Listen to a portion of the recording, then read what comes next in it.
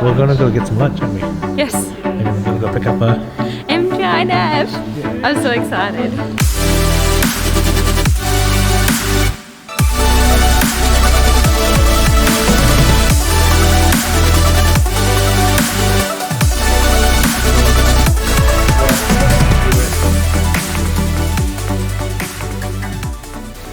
Why are we going to get your buggy there today? Why? Yeah, Because it's going to help me play better golf. Because I want to play more often. And I never play. You never play? No, well I do, but not enough, you know. Not enough to get really good. Well, not enough to be consistently good, you know. And especially if you're going to play in professional events, you need to be able to play 4 days in a row. You don't want to. Yeah. Don't want to play only 2 days because then you miss the cut, right? So you've been playing since you were 3. Yeah. Did you play a lot of tournaments? I did when I was a kid. So when I was 8 years old, I started playing at a golf course. But at that age and back then, you weren't allowed to be a member of a course at 8 years old. So I was an invited guest. And so I used to play against the kids who were members, but I wasn't allowed to win anything, even though I did. Right. So I wasn't allowed to take home the trophies. Right. And then when I was 10, I was allowed to be a member. And then, yeah, did play in the events there and started playing with Women's Golf Australia. Women's Golf Victoria, was the association at the time before it became Golf Australia. Yeah. So we had specific girls events all the time, which was really cool. We used to go away on camps and stuff. Yeah. And yeah, I played some competitive golf. I went across to South Australia and represented Victoria on the border team, and I went to New South Wales and the school state team. Fantastic. And yeah, so I played a lot of golf when I was younger, but I did give it up as a teen. Yeah, competitive golf. I used to play at least once a week, so every Saturday, and practice a couple nights a week. Yeah. Yeah. So that was quite a fair amount of playing and practicing. Yeah, for a kid, absolutely. And then, but now?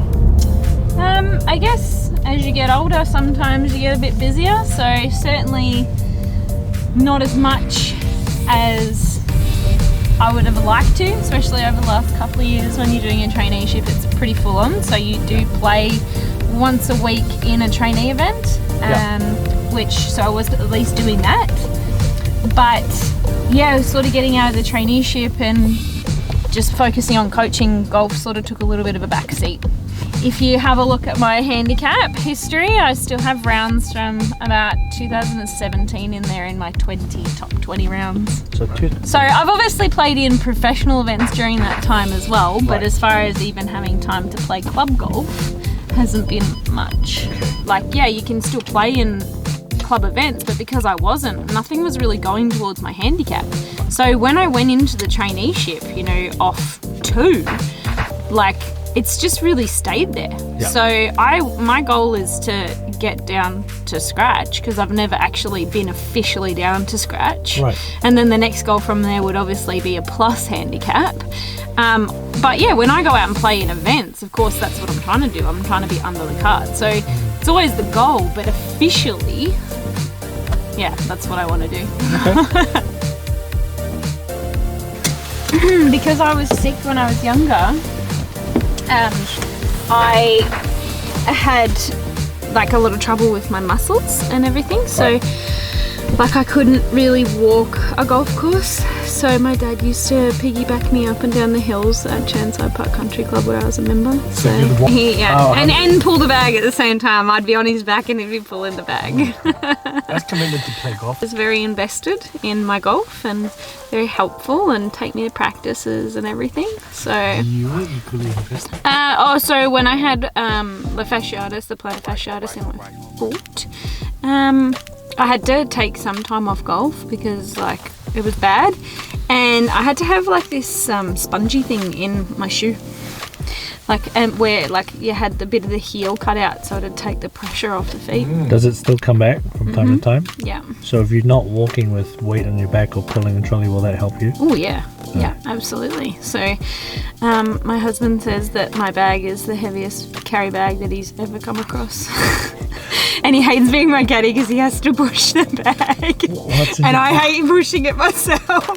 I don't know what's in it. I like empty it. I don't know why, but it's just a really heavy bag, I guess. Even though I'm recovered from the illness that I had when I was younger, I still sometimes, like if I've been walking too much, can get really sore calf muscles, and like I can get sore feet from the fasciitis and stuff. So like definitely if I'm playing in tournaments and days after days, like tournament after tournament, having the caddy, definitely. So like earlier in the year when I played those professional events, I don't know how I would have gone having played day after day pulling my own bag. And you do have to make it to the third and fourth day, but yeah, I mean, even if they're close, you know, the recovery time's not a lot.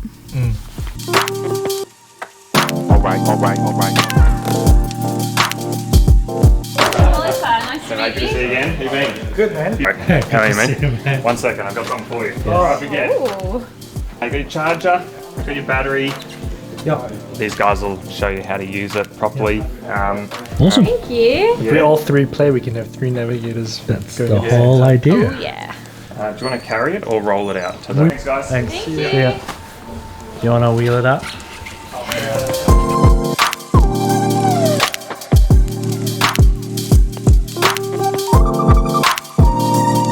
And you just got to make sure that like when you get up onto the green, you lock it, right? Yes. So that way when you bend down to look at your putt, it doesn't go off. Should we practice where there's a course with no water though?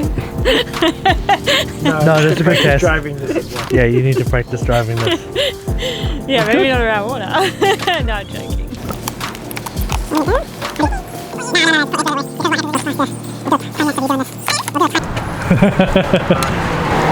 Happy? Happy?